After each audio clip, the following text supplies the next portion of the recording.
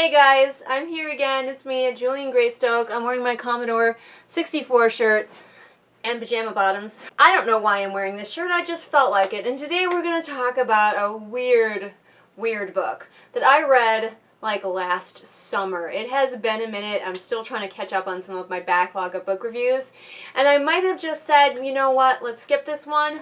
But this is a zombie book, and that is my brand. So I'm going to use my helpful laptop Candy to read the Goodreads summary and try to remember what this book is about. The book we are talking about today is The Reapers Are Angels, which apparently I gave 4 stars, so I must have liked it. Let's find out what the synopsis on Goodreads has to say. Zombies have infested a fallen America. A young girl named Temple is on the run. Haunted by her past and pursued by a killer, Temple is surrounded by death and danger, hoping to be set free. For 25 years, civilization has survived in meager enclaves, guarded against the plague of the dead.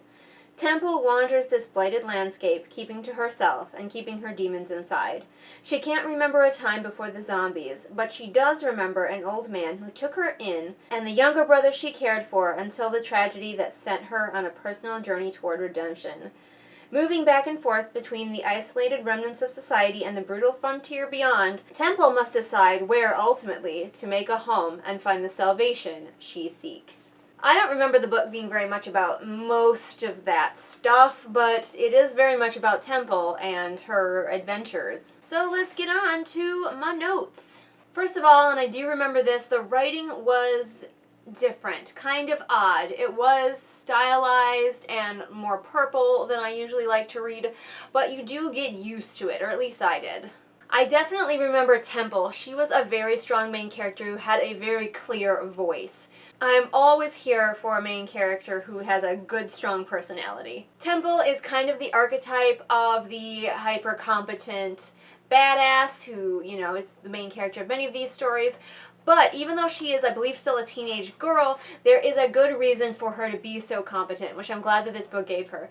She was raised in this world and trained her entire life to survive in it, to fight and live. So she didn't have things like regular school or other activities to get in the way. All she did was train to survive. So it makes perfect sense in this context that a teenager would be still pretty badass. There's a part of this book that's going to be very hit or miss for people.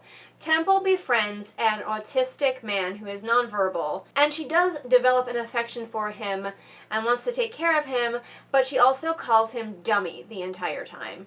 And I could definitely see that being really bothersome to people. I didn't love it either. I wish that maybe she would have developed to stop calling him dummy at some point, but she never did. So that might be an issue for people.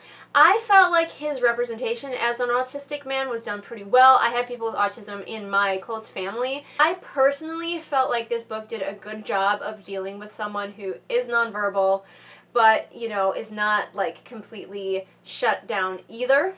But your mileage will vary, and if this does bother you, it is completely acceptable to give this book a miss. This is mostly a zombie road trip book. I talked about that in my Tropes in Zombie Stories, if you want to go check out that video.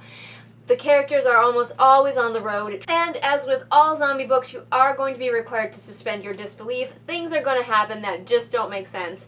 But hey, there are zombies. Something else that, again, might bother people is Temple kind of reads like she might be a sociopath, not necessarily in a negative way. She is very detached. She doesn't seem to form bonds or have a lot of empathy with people, and this may have come because she was traumatized by what happened with her brother earlier that was alluded to in the synopsis. This book does play with her character growth of maybe her learning to empathize and be a little bit more understanding of other people, but I feel like it could have done a lot more. Temple's detached nature and her sometimes just outright cruelty might bother some people. The entire time, again, as the synopsis mentioned, Temple is being pursued by someone who wants her dead for reasons. And she has, through most of the book, this weird and deeply entertaining to me frenemies relationship with him, where when she encounters him, other situations may come up that force them to postponed. They're trying to kill each other for a few seconds to deal with this other thing. And I am here for that kind of dynamic, 1000%. I loved it.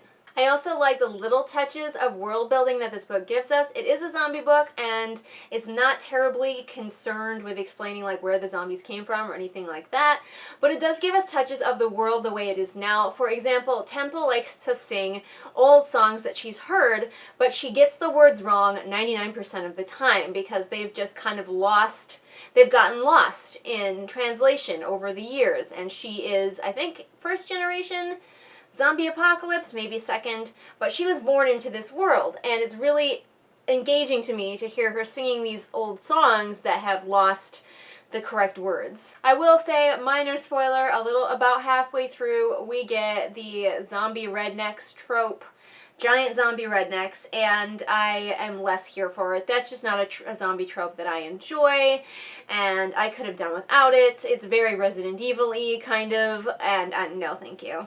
I will say also of Temple that she does also read as a romantic, so if you are looking for a character to headcanon as a romantic, maybe check out Temple. Again, that could be problematic with her possibly being a sociopath, because there's often this notion that romantic love is the only kind of love, and so a character that doesn't feel romantic love obviously wouldn't feel any kind of love. So again, your mileage may vary. I guess it depends on your tolerance, but if you are desperate for an aromantic character, or a character that you can headcanon as aromantic, Temple might be the one for you. I mentioned again that Temple doesn't have much of a arc, and I wish it was stronger, a personal arc, and the way the book ends, I don't even remember how it ends, but I wrote, the way the book ends, you know that Temple's growth won't come in the next book.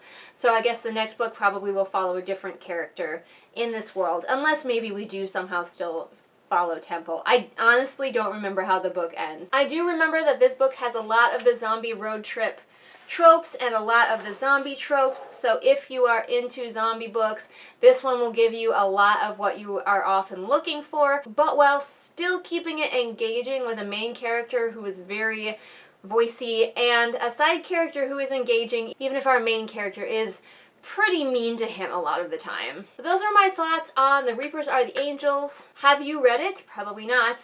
What do you think about it? Comment below and let me know. What's your favorite zombie book? Are you writing a zombie book? I know the market is dead.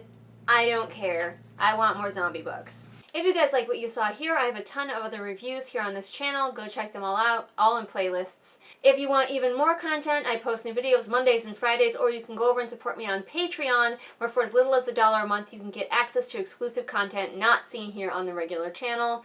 All the links to my social media are in the doobly-doo, so you can follow me wherever, check out what I'm up to. And I will see all of you again next time with whatever it is I happen to be doing next time.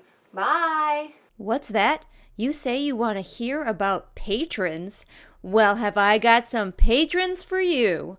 They are Adrienne, Lennox, Amanda, Irene, Jenny, Jesper, Lisa, Ryakio, Sabby Panda, Savvy, Scribbling Cat, and Zaire. Isn't that the best bunch of patrons you have ever heard of in your whole life? All we wanna do is eat your brains. We're not unreasonable. I mean, no one's gonna eat your eyes. All we wanna do is eat your brains. We're at an impasse here. Maybe we can compromise.